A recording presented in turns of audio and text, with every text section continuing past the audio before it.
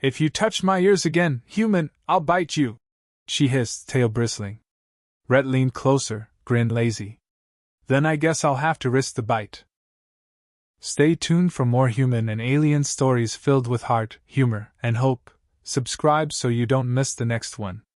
Rain drifted against the wide pane of their apartment window, a steady shimmer of city light breaking across the glass. Inside, the air smelled faintly of instant noodles and engine oil, two things Rhett swore he'd live on forever. Across the cluttered couch sat Sarah, his vulpine roommate, small frame curled into a blanket fortress, red fur at her ears twitching as she pretended not to watch him. She'd come from some distant colony world where fox folk were common, but here in the heart of human space, she always hid, hood up, voice small, eyes darting away from stares that weren't even there. He liked her, maybe too much. Especially the way she tried, and failed, to suppress that nervous tail flick whenever he teased her. And tonight she looked particularly adorable, glaring at his reflection in the dark window as if she could intimidate him through glass. "Stop smirking," she muttered. "I'm not smirking," Rhett lied, utterly smirking. Rhett had gotten used to the rhythm of their mismatched coexistence. 2 months of shared rent, shared mess, shared meals, and an unspoken agreement that neither would admit how weird it was to live with someone so different. He was human to the core, sarcastic, relaxed, quick with a grin. She was a vulpine, small, delicate, with russet fur along her ears and the faintest pattern tracing her cheeks when she blushed. He'd never known someone who could turn red through fur before. It fascinated him far more than he'd ever admit aloud.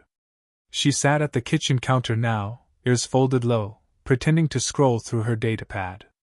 Her tail flicked once, twice, then coiled around her ankles like a nervous metronome. Rhett leaned against the wall, arms crossed. "You realize your ears move when you lie, right?" Her head snapped up. "WH what?" He pointed, smirk barely contained. "They twitch. Every time you pretend to be reading something, or when I catch you staring at me from the couch." Her fur fluffed out. "I do not stare at you." He shrugged.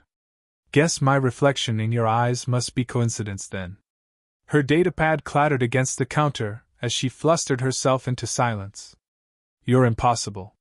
He grinned, fishing 2 mugs from the drying rack. "And yet here you are. Still living with me." She muttered something in her native language, a soft, chittering tone like the rustle of leaves. He didn't know what it meant, but the ears flattening gave him a clue. He poured tea for both of them, sliding one across. "You know, you could try talking back in English. You're getting better at it." "I don't want to sound stupid." "Too late. I've already heard you order coffee before sunrise."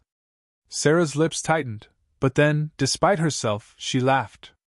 A quiet, breathy sound that carried more warmth than anything else in the room. That laugh was why he didn't mind the teasing. Why he kept pushing just a little, every day. Later that night, Rhett sat sprawled on the couch, one arm behind his head, watching the news flicker across the hollow screen. Sarah perched at the far end, a bowl of instant noodles balanced precariously on her knees. Her hood was up again, hiding everything but the twitching tip of one ear. "You know," Rhett began, "for someone who claims to hate human staring, you do a lot of things that make you easy to stare at." She blinked. "What's that supposed to mean?" "Means you're cute, Sarah." Her tail thumped against the couch once in startled protest. "You always say things like that."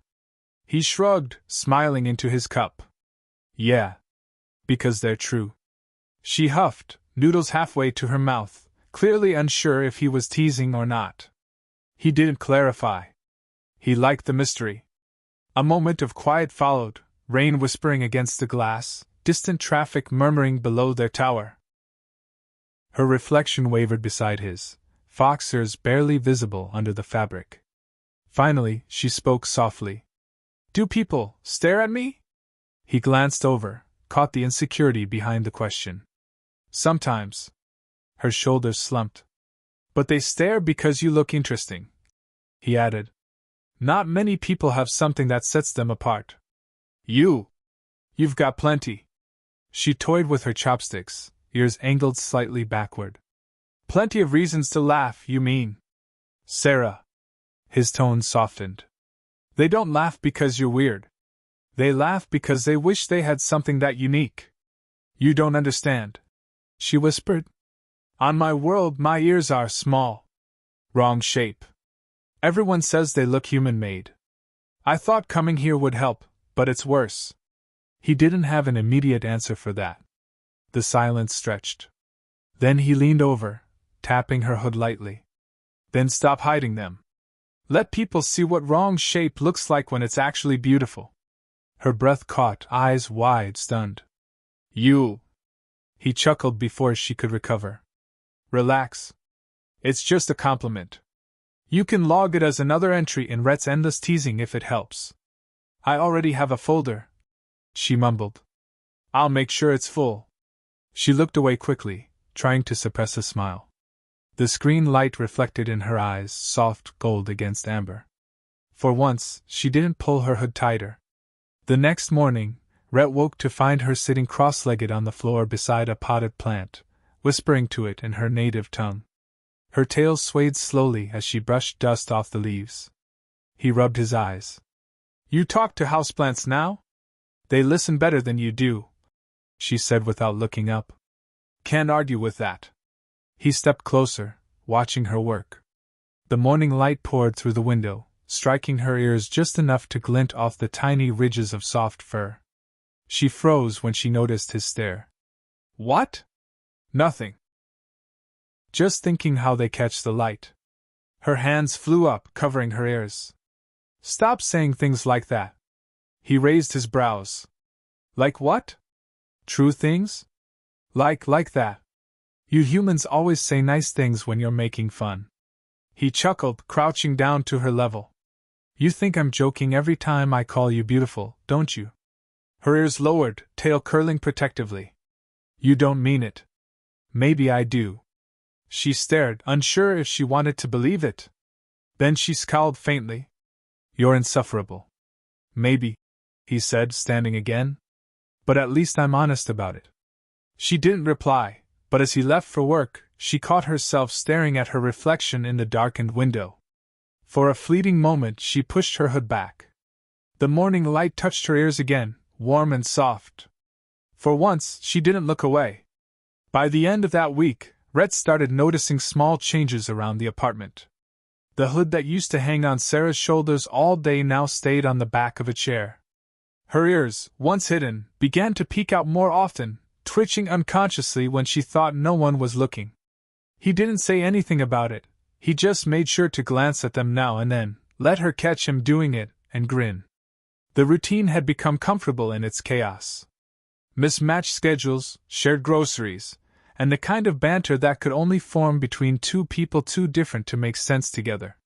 Sarah still tried to act composed, but Rhett had a way of poking holes in her calm. He did it on purpose. He enjoyed the way she puffed up when flustered. That afternoon, the rain had cleared. Sunlight reflected off distant tower glass, streaking pale amber across the kitchen. Rhett was repairing the hollow projector again. It had been flickering all week.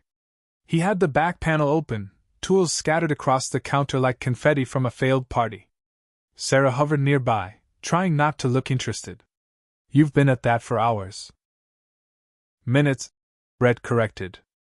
I've only been electrocuted once today, which is an improvement. She tilted her head. Why don't you just buy a new one? Because, Flufftail, that would make sense. And I like a challenge. Her tail twitched. Don't call me that. He looked up, grease smudged across his cheek. Why not? It fits. Tail, Fluff, it's perfect. It's embarrassing. He smirked. Yeah, but it makes you laugh when you think I'm not watching. Sarah's mouth opened, closed, and then she turned sharply away, muttering something about how humans had no shame. Rhett laughed. See? You just proved my point. Later, when he finally got the projector working, Sarah had fallen asleep on the couch, half buried in a blanket, tail curled around her. The flickering glow of the hollow lit her face, softening the usually cautious set of her features. He found himself just watching her. There was something oddly peaceful about the way her ears twitched even in sleep, tiny reactions to sounds only she could hear. He reached forward, hesitated midair, then chuckled quietly at himself.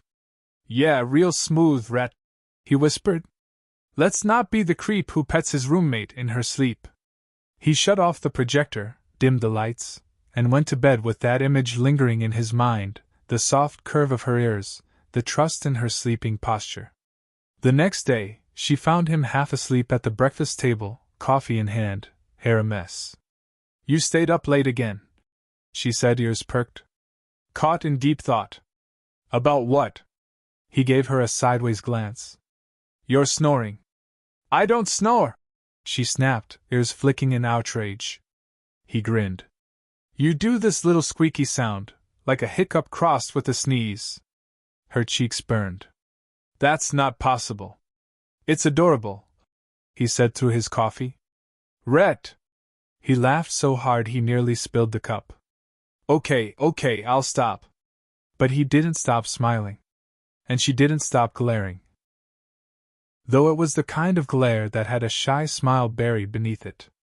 Their days slipped into that pattern: work, meals, banter. He teased, she protested, and somehow that became the heartbeat of their shared life. Still, Sarah's insecurities surfaced in small cracks. At the market, other species sometimes stared, or whispered. Rhett noticed her ears lower, tail wrap around her leg. Every time, he wanted to say something, to call them out, but he knew that pity wouldn't help. Instead, he leaned down and muttered loud enough for her to hear. You know they're staring because you're better looking than them, right? Her eyes widened. Don't say things like that in public. He grinned. Why? I'm just being factual. Humans are impossible, she muttered, but her tail flicked a little higher afterward. That evening, she lingered near his workbench while he tinkered with a drone. The hum of its motor filled the silence between them. Rhett, she began softly. He didn't look up. Yeah? Do you really mean it? The things you say? He paused, setting the wrench down slowly. What things? Her ears shifted nervously. The compliments. Rhett leaned back in his chair, expression unreadable. Would I waste my time lying about that? I don't know. You joke about everything. He studied her face, the earnestness, the hesitation, and finally sighed. Look. I joke because it makes you smile. But that doesn't mean I don't mean what I say. She fidgeted, ears angling sideways. So, when you said I was cute, I meant it. She blinked. And when you said my ears are the best thing in this apartment? He grinned. Yeah, I meant that too. Her voice came out barely audible. You're teasing again. Maybe. Rhett! He chuckled, pushing away from the table and standing. Tell you what. You figure out when I'm serious, and I'll buy you dinner. She looked at him suspiciously. That sounds like a trap. Exactly. But later, when she went to her room, she caught herself smiling in the mirror, her ears visible, uncovered. She tried to tell herself it didn't matter what a human thought. It didn't work. That night, as Rhett shut off the lights, he caught a glimpse of her reflection in the window. She was brushing her tail carefully, humming to herself, a soft, vulpine tune. Her hood hung forgotten on a chair. He stood quietly in the doorway for a few seconds before muttering. Finally. She turned, startled. Finally what? He grinned. Finally seeing the real you. She blinked, uncertain. You make it sound like that's a good thing. It is. Her tail flicked nervously, but she didn't hide this time. She smiled, small and hesitant. Good night, Rhett. Night, Sarah. He watched her close the door, the faint sound of her humming fading behind it, and realized something he didn't expect. He liked hearing her voice in his home. And maybe, just maybe, she was starting to believe she belonged there too. The following week was a blur of work shifts, half-burned dinners, and the constant hum of ship traffic drifting through their window. Rhett came home most nights covered in engine dust. Sarah had learned to recognize his footsteps before he reached the door.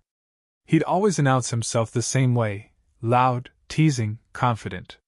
Fox on deck? Hide your snacks!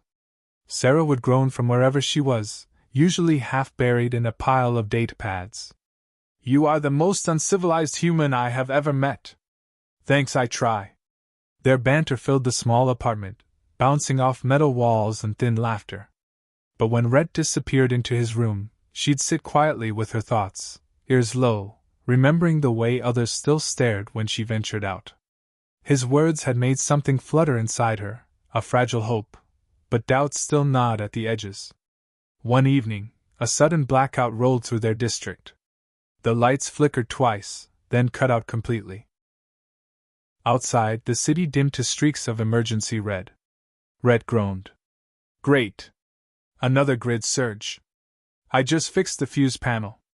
Sarah's claws clicked softly on the floor as she moved closer. It's too quiet. He glanced toward her silhouette. You're not scared of the dark, are you? No. Just the noises that come with it. He realized then how sensitive her hearing must be, the faint whine of magnetic locks, the groaning pipes several floors below. It wasn't silence to her. It was chaos. Hey, he said gently. Come here. I can handle it, she murmured. But her tail betrayed her, twitching erratically. Sure you can, he said. But humor me. After a moment's hesitation, she stepped closer until she could just make out his outline. His hand brushed hers, warm, steady. Better? She hesitated, then nodded. A little. Good, he said with a faint grin. Now you won't have to file a noise complaint against the universe. A small laugh escaped her before she could stop it. The blackout lasted another 10 minutes, but neither moved apart. When the power returned, the lights revealed them standing close, closer than either had realized. Her ears angled forward, uncertain. His hand lingered at her side for a heartbeat longer than necessary. Then he stepped back, clearing his throat. Well? Crisis averted. Hero saves Fox from scary noises. You're insufferable, she said, cheeks burning. Maybe. But you're smiling again. She turned away quickly, but he caught the curve of her lips before she hit it. The next day, he came home early and found her sitting at the table with a cup of tea and a datapad open to a language tutorial. English pronunciation. He leaned over her shoulder, reading the screen upside down. Smirk, noun and verb. She nearly jumped out of her chair. Don't sneak up on me. He grinned. Studying my native language, huh? I keep hearing you say that word. She muttered. Smirk. It doesn't translate well. He leaned close, voice low. It's like a half smile that says, I know something you don't. She frowned thoughtfully, ears twitching. Like when you tease me. Exactly. It's the expression I wear right before you threaten to bite me. She swatted his arm. You make that sound like a game. It kind of is. Then I'm losing, she said softly. That caught him off guard. He crouched beside her, meeting her gaze. You're not losing, Sarah. You're learning the rules. She tilted her head. And what are the rules? Rule 1, never let the human win by flustering you. That's impossible. He laughed. Yeah, but admit it, you like trying. Her tail brushed his knee as she turned away, but there was laughter in her eyes. Later that night, rain returned, gentle this time, tapping the glass like quiet applause. Sarah sat on the balcony, wrapped in a blanket, watching light shimmer off the wet streets below. Rhett joined her, carrying 2 mugs of tea. You're supposed to be inside where it's warm, he said. It's warm enough out here, she replied. The rain sounds different from this high up. He leaned on the railing. Different how? It's softer. Not like home. She paused. Our storms were wild. You couldn't hear yourself think. I used to hide under my bed until it passed. Rhett sipped his drink. Sounds kind of nice, actually. Not when your fur acts like an antenna. He laughed, nearly spilling his tea. Okay, that's fair. They stood in companionable silence, the air cool and calm. Then Sarah said quietly, You make it easy to forget how people look at me. He glanced at her profile. Maybe that's because I look at you differently. Her ears flicked. Differently? He nodded. You hide those ears like they're a flaw. But when I see them, I think they fit you. Like they're supposed to be there. Sarah looked away, eyes glinting under the dim city light. You shouldn't say things like that. Why not? Because I might start believing them. Rhett smiled. Good. Then I'm finally getting through. She shook her head, laughing under her breath. You really don't know when to stop. That's the charm. Her tail brushed against his leg again, an accident maybe, but neither moved away. By the weekend, something between them had shifted. The teasing still came easy, but now there was warmth behind it, something unspoken, steady. When they cooked together, she didn't flinch if he leaned close. When they walked through the market, she held her head a little higher. He noticed everything and pretended not to. One evening, he found her trying to braid her hair in front of the mirror, struggling with the strands around her ears. Need a hand? He asked. She startled. I'm fine. Yeah, sure. Because that's definitely a symmetrical braid. She glared at his reflection. You think you could do better? He stepped behind her, hands raised. Permission to assist? She hesitated, then nodded once. He worked slowly, careful not to brush her ears. The air felt charged, fragile. When he finished, he stepped back. There.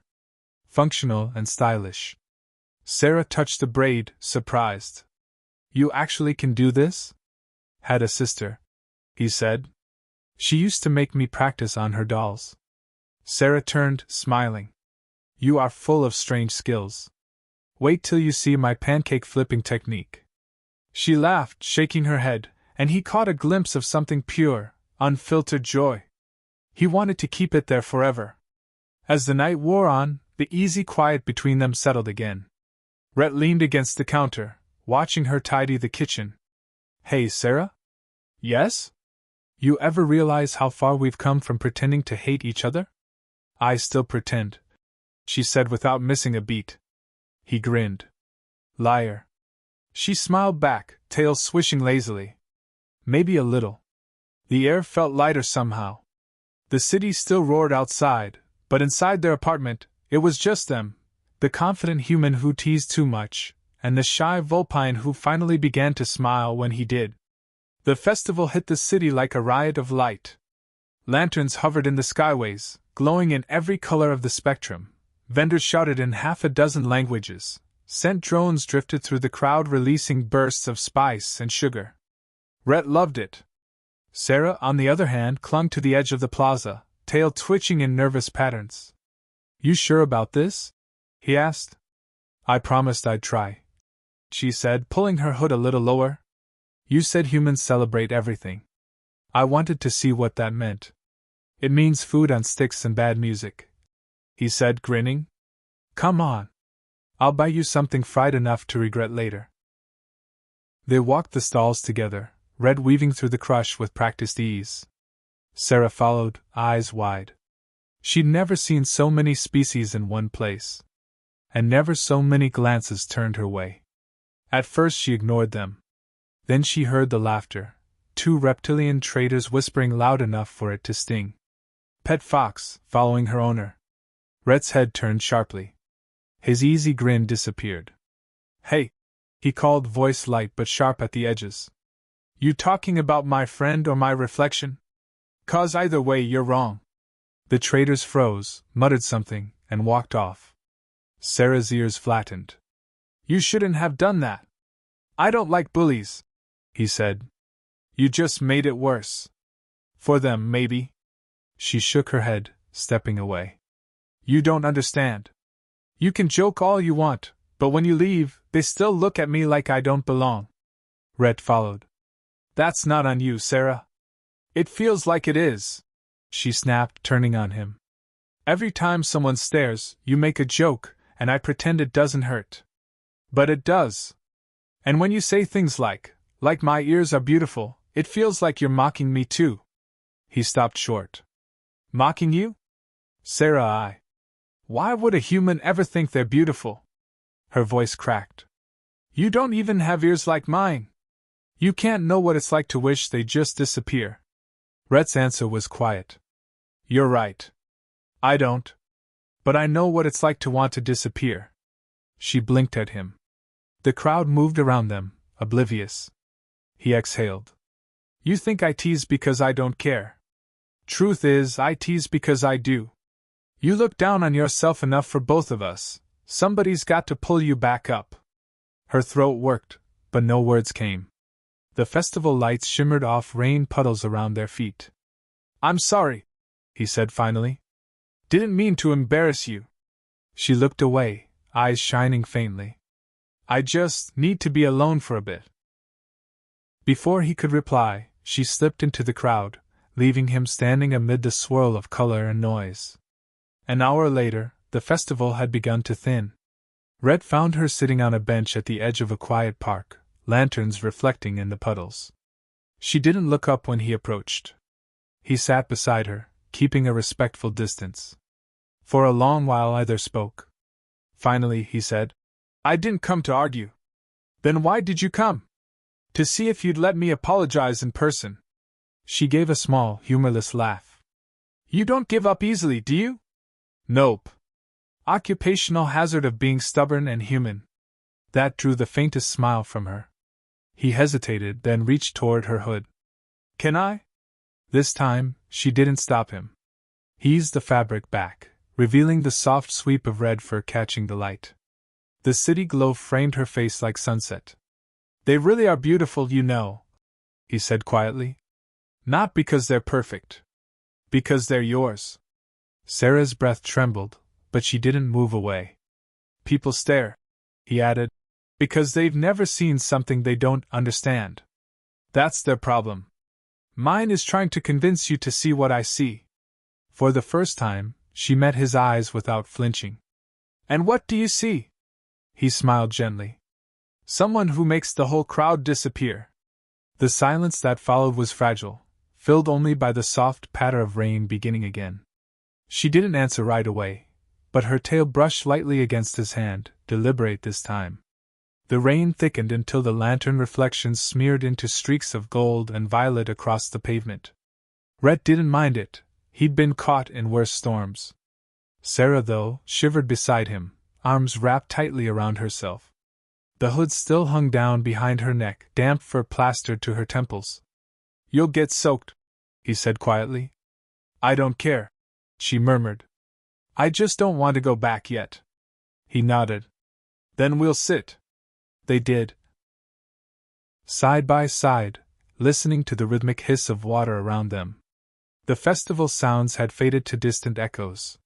Somewhere above, a shuttle passed, its engines low and steady like a heartbeat. After a while, Rhett said, You know, back when I was a kid, my father told me something stupid that stuck with me. She glanced over, wary but curious.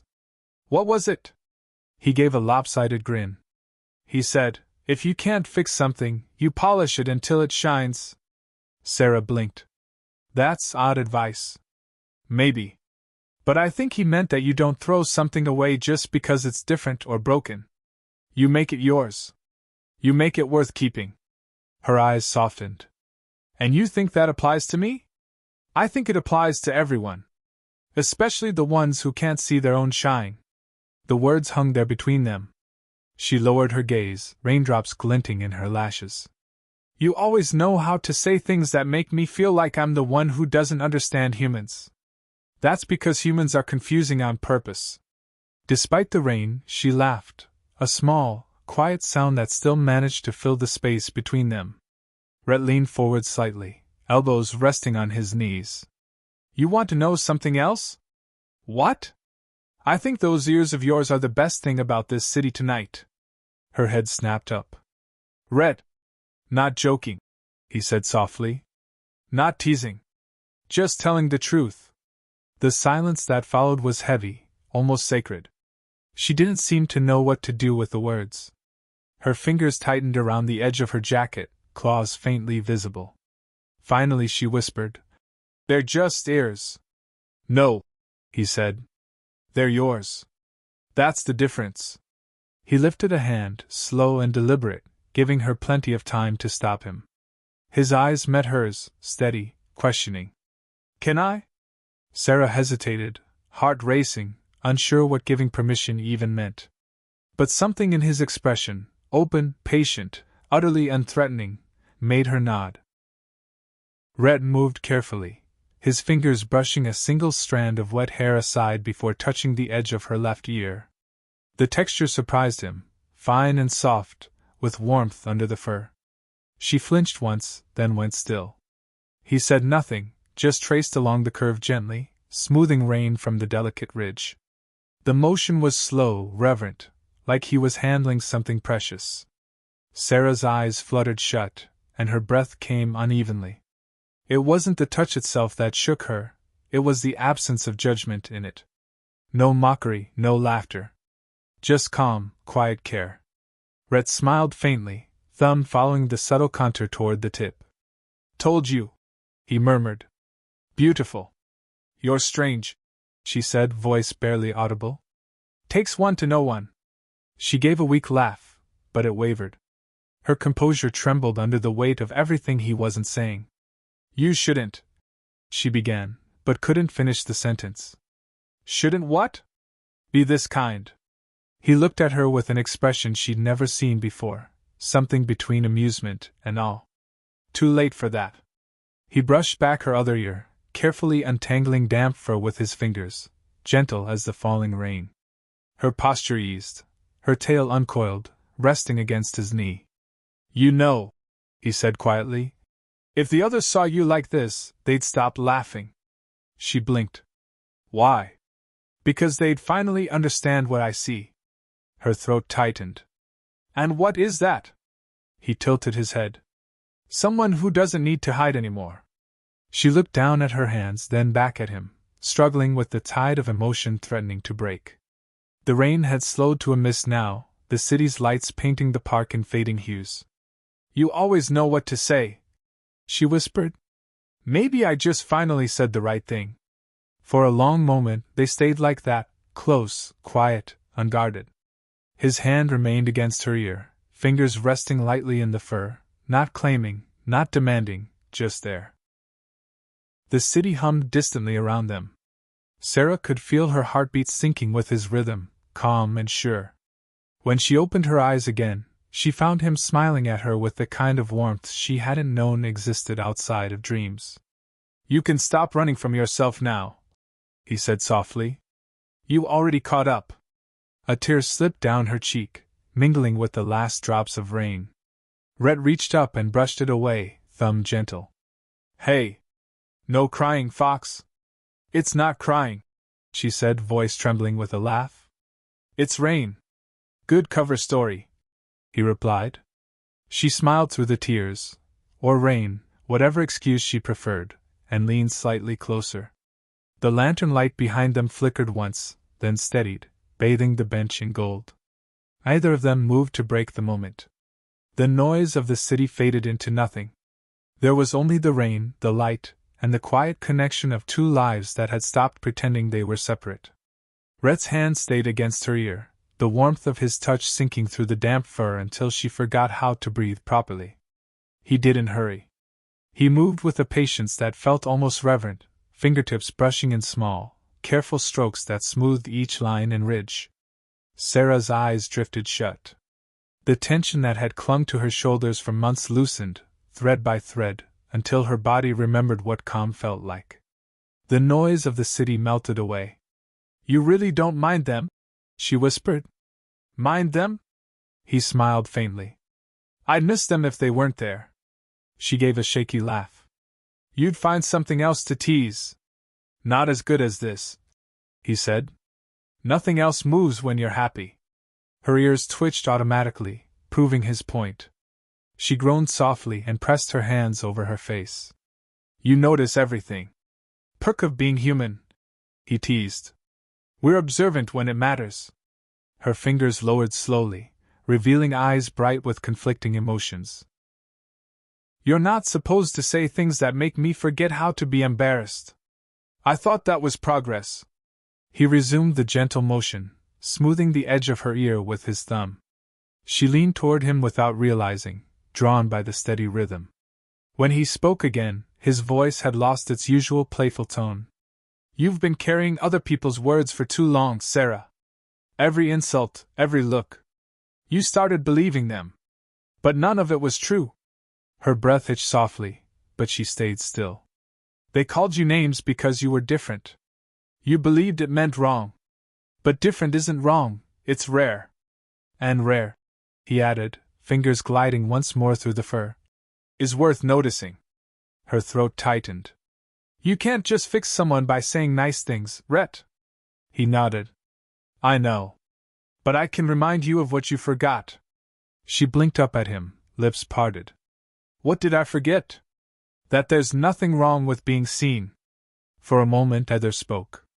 Then she exhaled, trembling, and covered his hand with hers, keeping it where it was.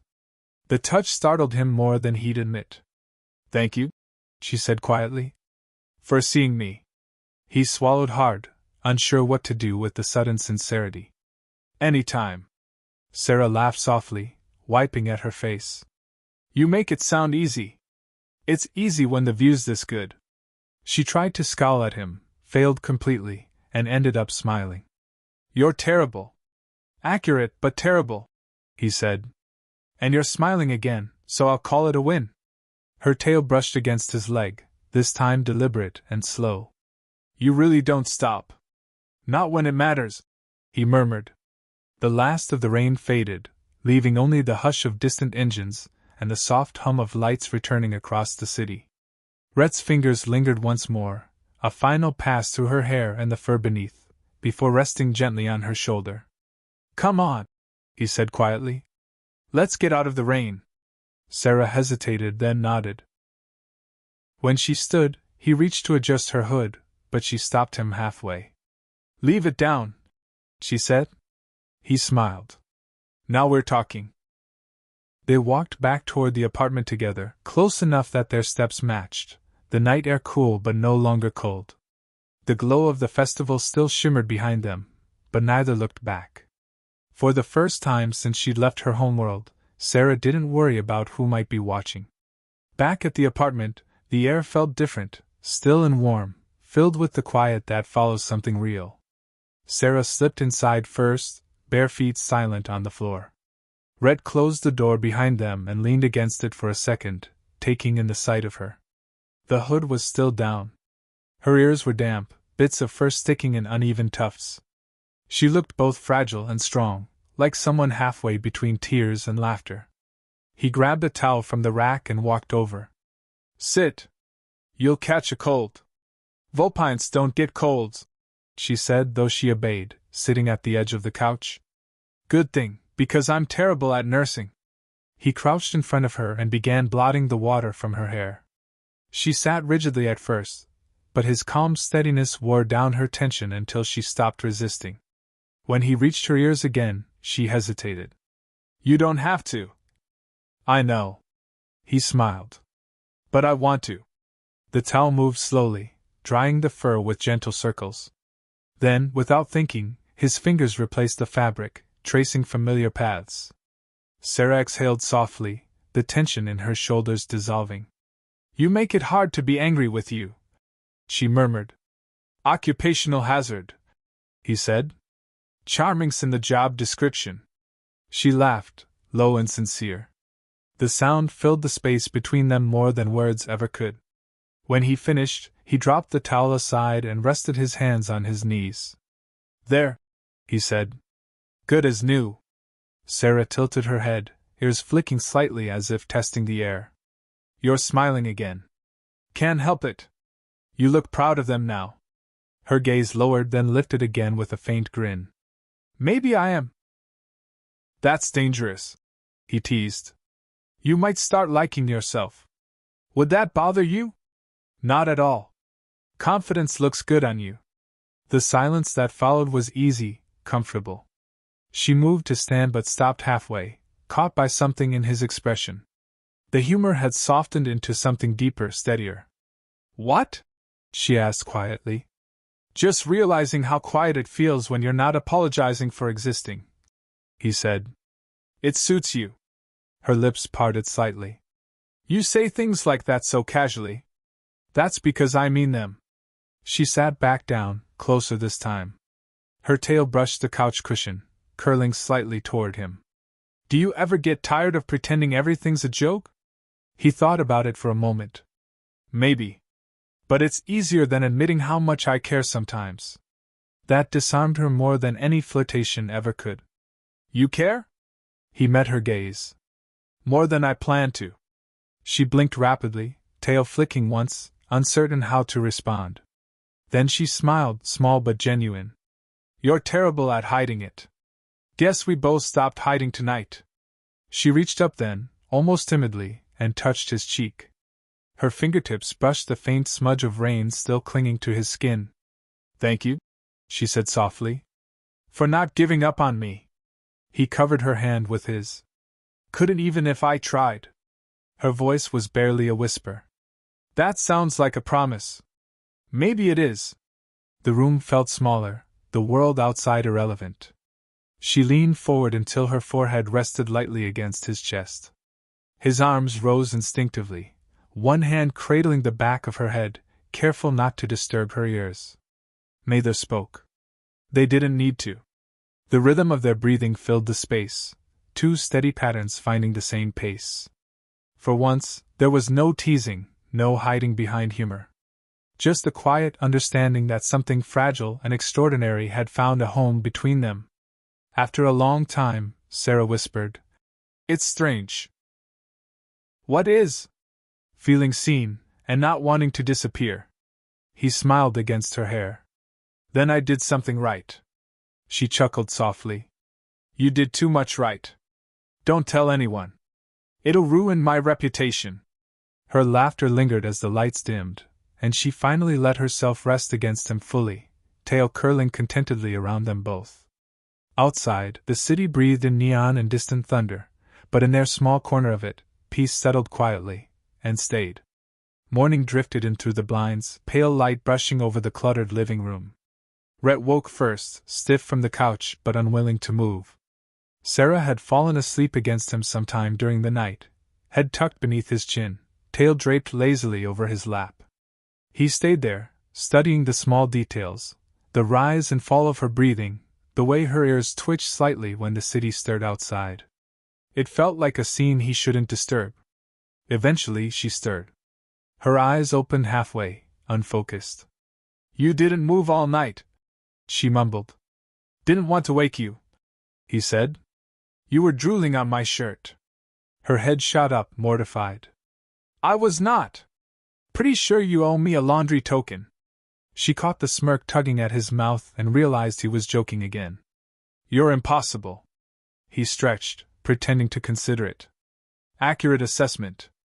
The laughter that followed eased any leftover awkwardness. She sat beside him, brushing her hair from her face, then glanced toward the window. It's still raining. Welcome to the city, he said. The weather's as moody as I am.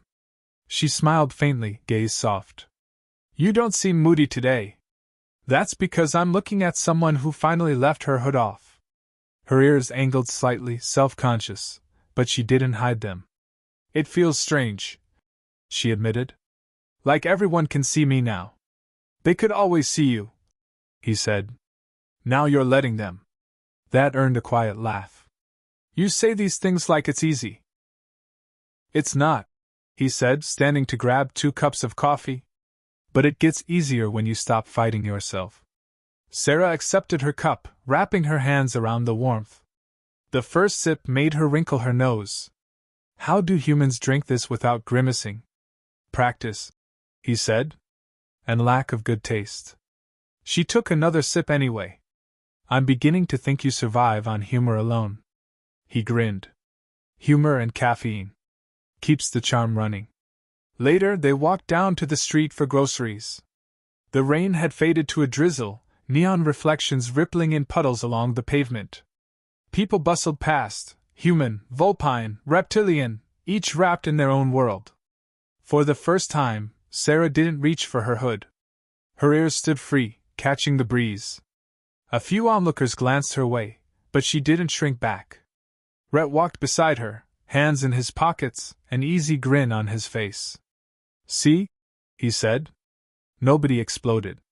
Not yet, she said. Give it time. He chuckled. You'll be fine. Worst case, I'll scare off anyone rude. With what? Your charm? Exactly. Her tail flicked lightly. Then we're doomed. He laughed, and she couldn't help but join in. They spent the morning wandering through market aisles, arguing over fruit quality and snack choices.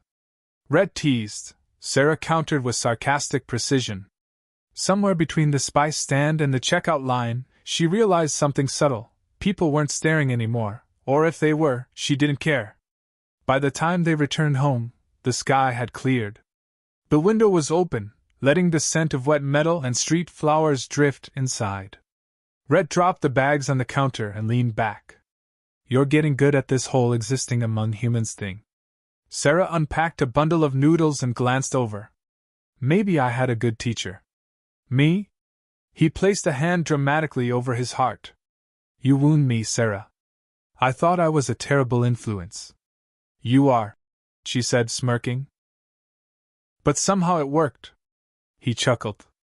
Guess chaos builds character. She shook her head, but the affection in her eyes gave her away.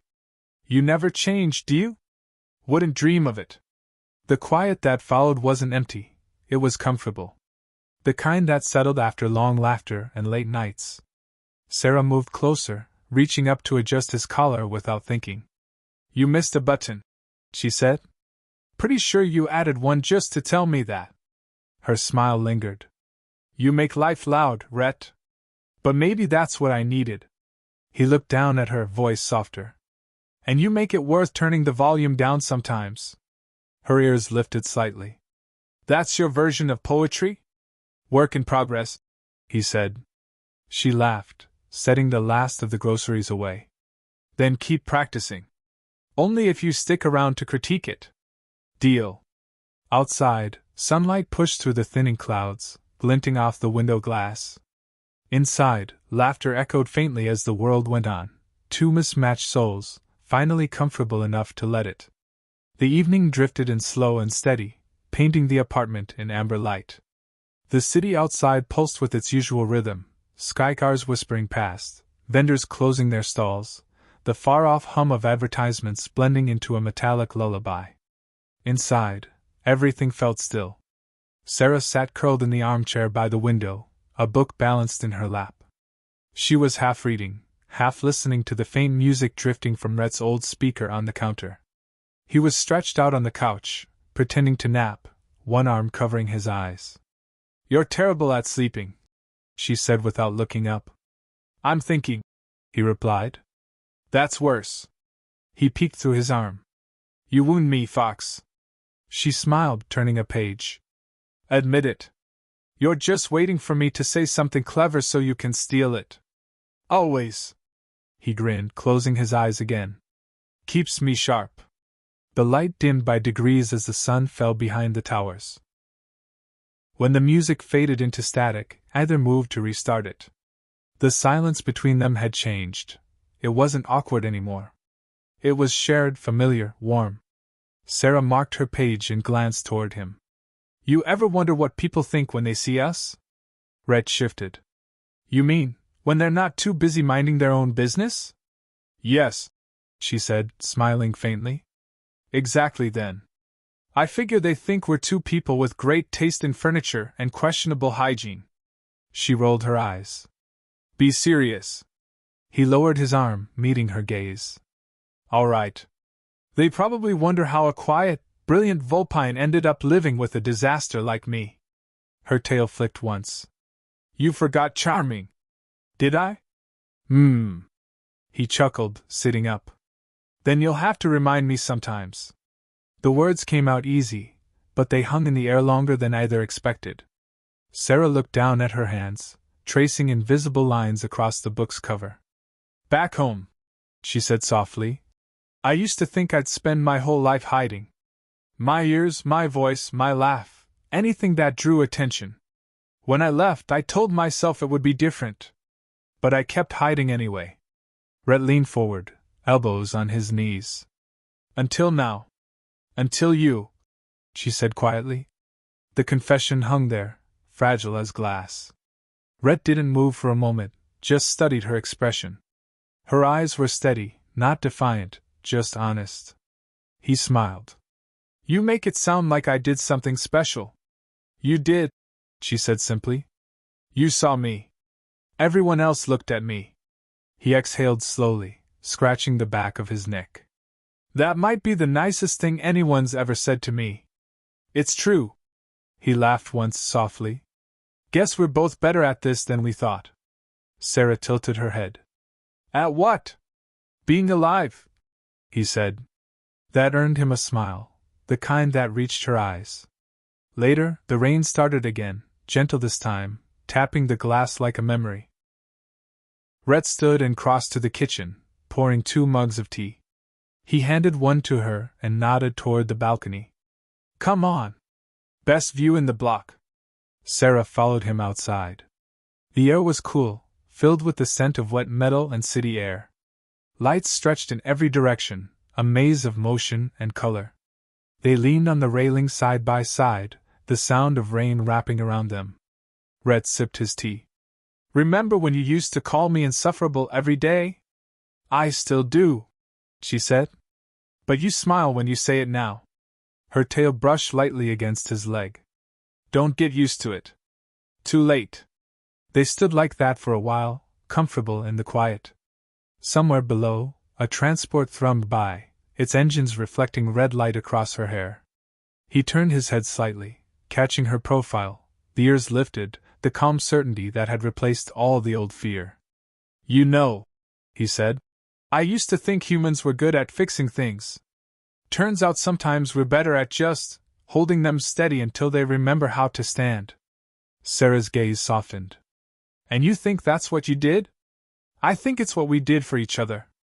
Her hand found his, fingers light but deliberate. You really don't stop, do you? He smiled. Not my best trait, but it gets results. She squeezed his hand gently. It does. The sky darkened fully, the rain slowing to a mist. She turned to face him fully, ears tilting forward. You were right, you know. About what? My ears, she said with a small laugh. They are beautiful. He grinned. Told you. Don't get smug. Too late again. They both laughed softly, the sound merging with the distant hum of the city. Hours later, the apartment was quiet except for the soft hiss of the rain outside. Sarah sat at the table with her data pad, writing something in her own language, smooth, curling letters that glowed faintly blue. Rhett dozed nearby, one arm draped over his eyes again. When she finished, she looked up and whispered, You made me feel seen, human. I don't think I can ever forget that. He stirred, half awake. Good. Wouldn't want you to. Sarah smiled, closing the pad. She crossed to the couch, kneeling beside him. You hear everything, don't you? Selective hearing, he murmured. I only catch the nice parts. She brushed a hand through his hair, voice soft. Then hear this, thank you. He opened one eye, a lazy grin forming. You're welcome, Fox. She laughed quietly and settled on the floor beside him, tail curling around her legs. Outside, the city lights shimmered across the wet streets, painting the room in a soft glow. Tomorrow, Rhett muttered, eyes drifting shut again. We find breakfast that doesn't involve noodles. Good luck, she said. You'll need it. Story of my life. She smiled, leaning her head against the side of the couch. The sound of rain and his breathing wove together, steady and familiar. Somewhere beyond the window, the first light of dawn began to break. Sarah didn't move. She didn't hide her ears. And in that quiet, human and Vulpine shared a simple, unspoken truth. Sometimes the bravest thing you can do in a universe full of noise is let someone love you as you are. If you enjoyed this story, hit subscribe and join us for more tales of love, laughter, and the strength that makes humanity shine.